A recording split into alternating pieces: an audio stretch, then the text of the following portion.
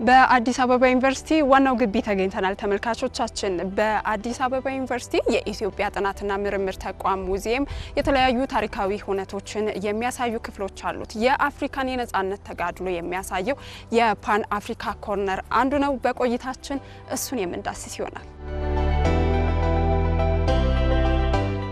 ጤና ይስጥልን። ደረሰ ሸቱ እባላለሁ። በኢትዮጵያ ጥናትና ምርምር ተቋም ሙዚየም ውስጥ የትምህርት ባለሙያ ነኝ። እንግዲህ ስለመጣችሁ ደስ ብሎናል። የምናየው ክፍል በሙዚየሙ በስተግራ በኩል የሚገኘው ነው። የፓን አፍሪካን ኮርነር ነው የሚባለው።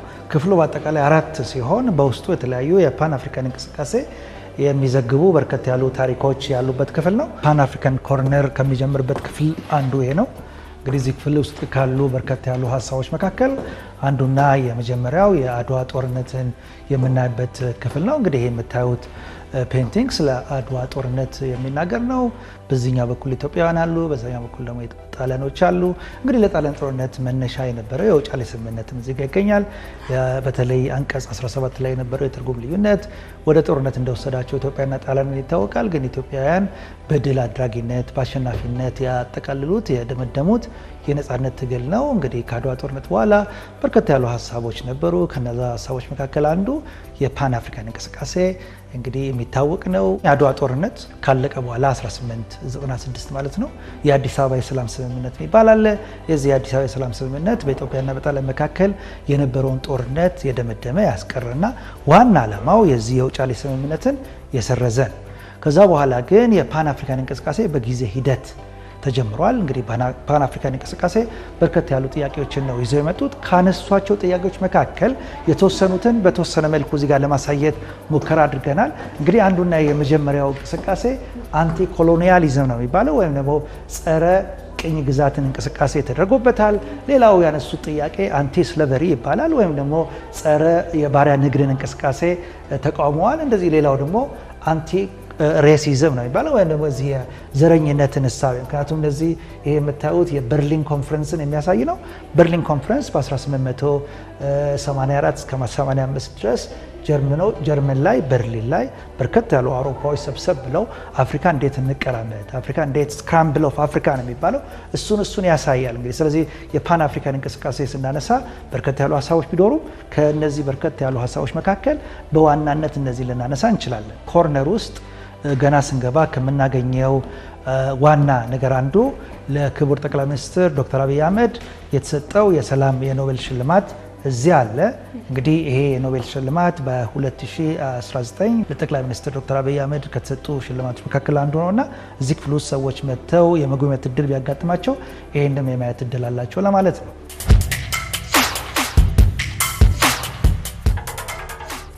ይሄኛው ክፍልስ ምንድነው የምናየው እዚህ ክፍል ውስጥ?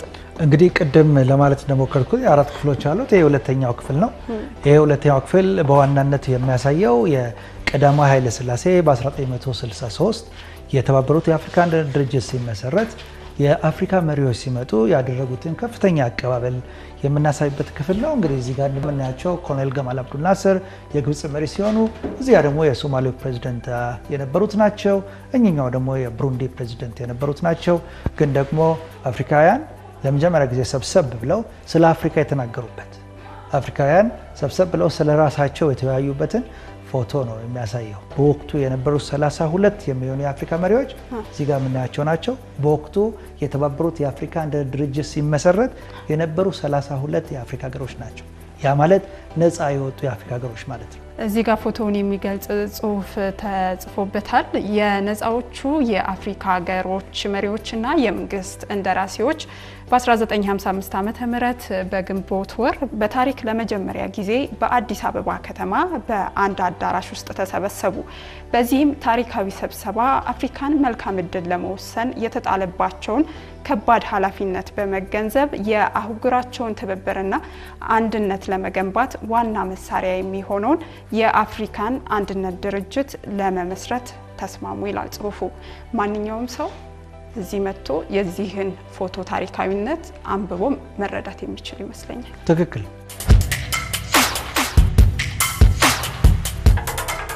እዚህ ጋር ደግሞ የምናያቸው ቅድም እንዳልነው ከተባበሩት የአፍሪካ አንድነት ድርጅት ወደ አፍሪካ ህብረት ከተለወጠ በኋላ ሁሉንም የአፍሪካ ሀገራት ባንዲራዎች ነው እዚህ ጋር ያስቀመጥነው። እንግዲህ እዚህ ጋር እንደምታዩ የአፍሪካ ህብረት ባንዲራ አለ። እነዚህ ደግሞ የእያንዳንዱ አባል ሀገራት ባንዲራም በዚህ በፓን አፍሪካን ኮርነር ውስጥ ተቀምጧል። ውክልና እንደሚያሳየው ማለት ነው። በርከት ያሉ የፓን አፍሪካን ታዋቂ መሪዎች አሉ። ከነዚህ መካከል አንዱ የጋናው ፕሬዚደንት የነበሩት ዶክተር ኳሜ ንክሩማ ናቸው። እንግዲህ ጋና የመጀመሪያዋ የአፍሪካ ነፃ የወጣች ሀገር ናት። መቼ? 1957 ዓ.ም። ሌሎች ፎቶግራፎችም አሉ እዚህ ከፓን አፍሪካን እንቅስቃሴ ጋር የቀዳማዊ ኃይለ ሥላሴ ሚና፣ የኢትዮጵያ ሚና ምን ይመስላል፣ በተለያዩ ሀገሮች መካከል የነበረውን ችግር ለመፍታት የሄዱበትን ርቀት የምናይበት ታሪካዊ ፎቶግራፎች ናቸው። በዚህ በፓን አፍሪካን ኮርነር ውስጥ ከሚገኙ ታሪካዊ ፎቶዎች መካከል እዚህ ጋር የምናያቸው የአፍሪካ አባቶች የሚባሉት ናቸው። በማሳያነት የኛ ንጉስ ቀዳማዊ ኃይለ ሥላሴ አሉ። እዚህ ጋር ደግሞ ጆሞ ኬንያታ አሉ። እዚህ ጋር ደግሞ የምታያቸው ኬኬ ወይም ኬኔት ካውንዳ፣ ጁሊየስ ኔሬሬ፣ ሌሎችም በታሪክ የሚታወቁ የአፍሪካ መስራቾች፣ የአፍሪካ አንድነት ድርጅት መስራቾች ፎቶግራፋቸው እዚህ ጋር መጥቶ ማየት ይቻላል።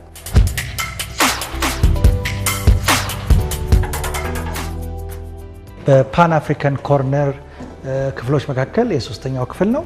እዚህ ክፍል ደግሞ ለማሳየት የሞከርነው የራስ ተፈሪያን እንቅስቃሴ ምን ይመስላል የሚለው ነው። እንደዚህ እንደሚታወቀው የራስ ተፈሪያን እንቅስቃሴ ከነበረው ርዕስ መካከል አንዱ እዚህ ጋር የምናየው ኦል አፍሪካን ባክ ቱ አፍሪካ የሚል ነው። አፍሪካ ላይ ያላቸውን ስሜት ያንጸባረቁባቸው በሰዓቱም የታተሙ መጽሐፎችና ጋዜጦች መሰለኝ አይደለም። በሰዓቱም ከዛ በኋላ የታተሙ የሚታየው እዚህ ጋር እንግዲህ ራስ ተፈሪያን እንቅስቃሴ ከመነዳበት ጊዜ ጀምሮ በተለይ ኦል አፍሪካንስ ባክ ቱ አፍሪካ ከተባለበት ጊዜ ጀምሮ እንግዲህ ለኢትዮጵያ የነበራቸው ግንዛቤ፣ ለኢትዮጵያ ያላቸው አመለካከት ኢትዮጵያ እንደ አንድ የነጻነት ቀንዲል የማየትና ኢትዮጵያን ተጠቅሞ ይሄ ሀሳብ ወደ ሌላው አፍሪካ ሀገር ወደ ሌላው ዓለም እንዲዛመት እንዲስፋፋ የተደረገበትን ሀሳብም ለማሳየት ነው። ከነዛ ውስጥ እንግዲህ እዚህ ውስጥ በምስል የምታዩት ቦብ ማርሌ፣ ሌሎችም የዚህ የፓን አፍሪካን እንቅስቃሴ እንዲዛመት ያደረጉትን አስተዋጽኦ ለማሳየት በተወሰነ መልኩ ያዘጋጀ ነው። የፓን አፍሪካን እንቅስቃሴ የሚያሳይ አንዱ እና ሶስተኛው ክፍል ይሄ ነው ማለት ነው። የራስ ተፈሪያን እንቅስቃሴም አንዱ የፓን አፍሪካ እንቅስቃሴ ተደርጎ ተወስዷል ማለት ነው። ጃማይካ፣ ሌሎችም አካባቢ ላይ የነበረውን እንቅስቃሴና የነሱ ምሳሌ ደግሞ ለኢትዮጵያ ያላቸው አመለካከት ኢትዮጵያን አንድ የነጻነት ሀገር አድርጎ የማሰብ ያ የነጻነት ሀገር ህሳቤ ወደ ሌሎቹ የአፍሪካ ሀገሮች እንዲዛመት ያደረጉትን እንቅስቃሴ ነው። ከ1960ዎቹ በኋላ ደግሞ ከኛ ጋር የነበራቸው እንቅስቃሴ ግንኙነት ያላቸው በታሪክ የመቆራኘት ጉዳይ እሱም የመሳሰሉት ነገሮች ይታያሉ። ግን በዋናነት ርዕሱ ኦል ብላክ ባክ ቱ አፍሪካ የሚለውን ያሳያል ማለት ነው። ሁሉም ጥቁር ህዝቦች ወደ አፍሪካ ወይ ተመለሱ፣ ወደ ቤታችሁ ነው፣ አፍሪካ ፎር አፍሪካ የሚለውን ነገር በዚህ ውስጥ በጣም ሰፊ ጥልቅ የሆነ ታሪክ ነው። እሱም በተወሰነ መልኩ ለጎብኚዎች ለማሳየት ይረዳ ዘንድ የተዘጋጀ ኤግዚቢሽን ነው ማለት ነው።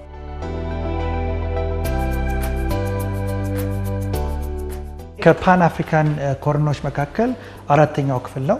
ይሄ ክፍል በዋናነት የቀዳማዊ ኃይለ ሥላሴ የግል ቢሮ የነበረ ነው። እንግዲህ በርከት ላሉ ዓመታት ከ1934 በተለይ ጀምሮ እዚህ እንደ ቢሮነት ይጠቀሙበት የነበረ ነው። ከዛ በኋላ ደግሞ የዩኒቨርሲቲ ፕሬዝዳንቶች ቢሮ ሆኖ አገልግሏል። በአሁኑ ሰዓት ደግሞ የሙዚየሙ ለቀዳማዊ ኃይለ ሥላሴ የተሰጡ በርከት ያሉ ስጦታዎችን በዋናነት ለማሳየት የሞከርንበት ክፍል ነው። እንግዲህ እዚህ ክፍል በርከት ያሉ ፎቶግራፎችም አሉ። ይሄ በኢትዮጵያ ውስጥ ታዋቂው ጀግናው አትሌት አበበ ቢቂላ ነው። ቀዳማዊ ኃይለ ሥላሴ ከጎኑ አሉ። ግን እዚሁ ከፓን አፍሪካን እንቅስቃሴ ሳንወጣ ደግሞ የጋናው ፕሬዚደንት፣ የኮትዲቯር ፕሬዚደንት የተሰጣቸውን አቀባበልም በዚሁ ለጎብኚዎቻችን ለማሳየት ሙከራ ያደረግንበት ክፍል እንደሆነም ጎብኚዎቻችን እንዲያውቁ በዚህ አጋጣሚ መናገር እፈልጋለሁ።